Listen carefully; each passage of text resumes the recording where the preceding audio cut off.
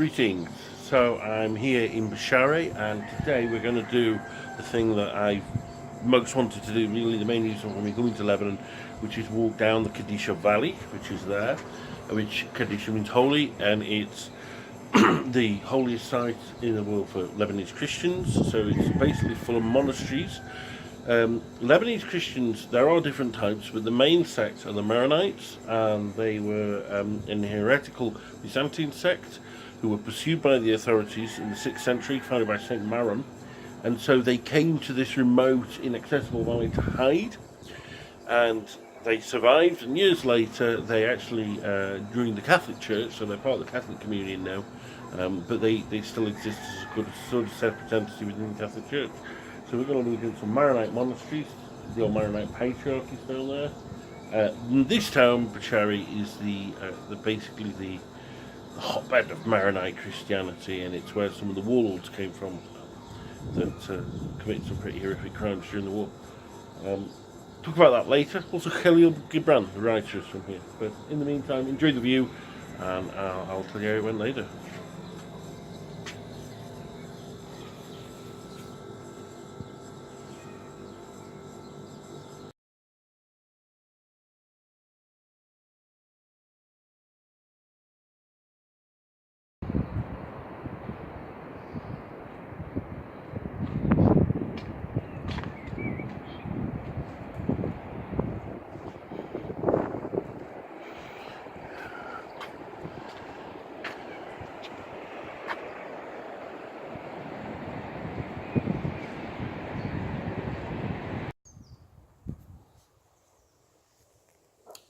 So, we've reached our first monastery. This is dedicated to the prophet Elisha, yes. The descent down from Bashari, incredibly beautiful, far more beautiful than I expected, but really difficult, particularly with my knees. So my knees were really wobbling at times, but we made it down. Glorious sunshine, unbelievable scenery. We missed the turn for this monastery actually originally, and walked down at the bottom of the valley by the river, and then saw another turn up for it. And and hard whether to go up, but thought, well, we should.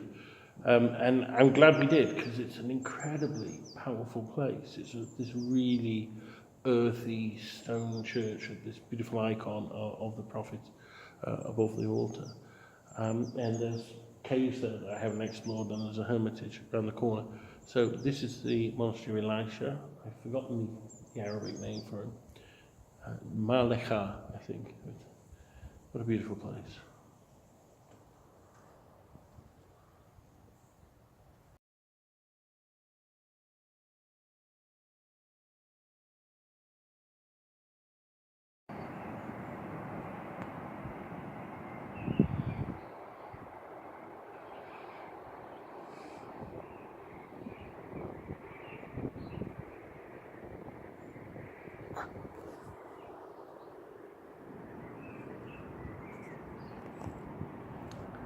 Greetings. I'm at the monastery of Qadisha, which was the patriarchate of the Maronite Church for many, many centuries, and is probably the holiest place for Maronite Christianity. The Qadisha Valley goes on, and my friend Alex has gone on further to see if he can find other monasteries, but I know that I've kind of reached the end of my physical tether today.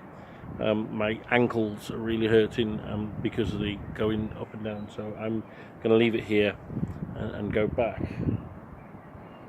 It's an immensely powerful place. The last monastery also was a powerful place, and this one is too.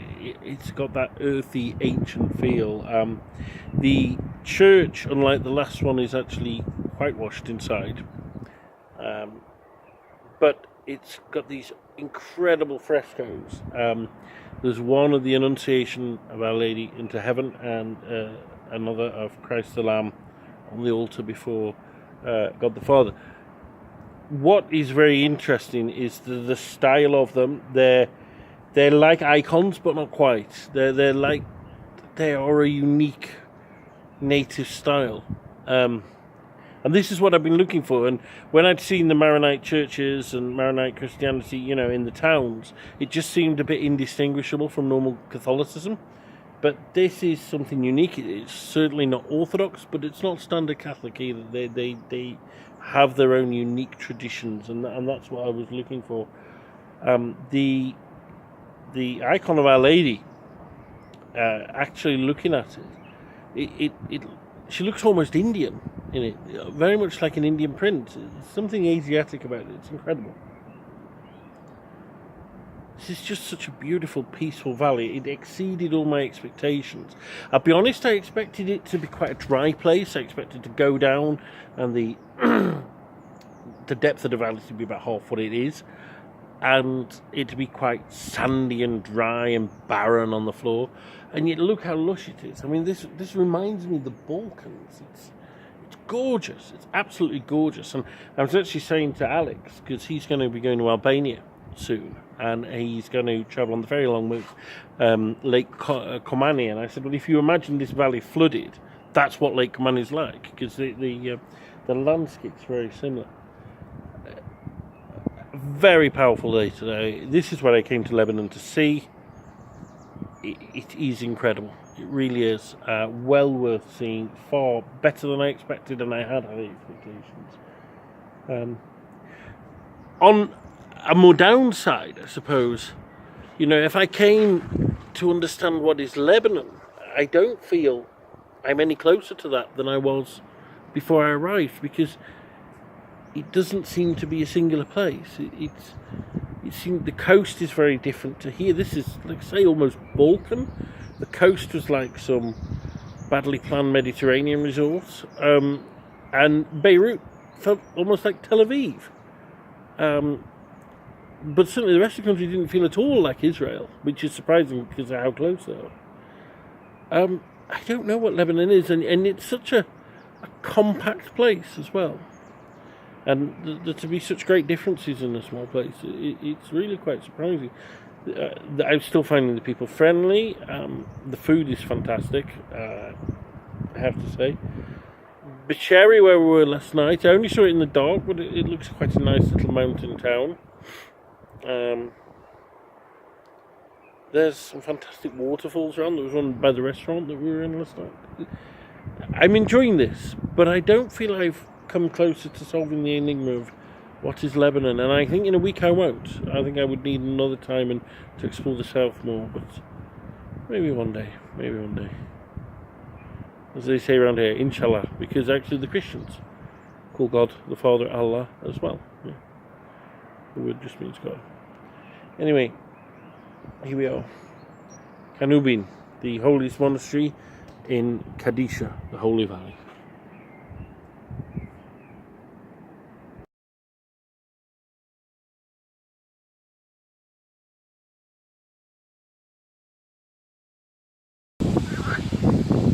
Lord my God, when I in awesome wonder consider all the works thy hands have made, I feel the storm, feel the mighty thunder, I pass throughout the universe displayed. Sings my soul, my Saviour God, to thee. How great thou art, how great thou art. And sings my soul, my Saviour God, to thee. How great thou art, how great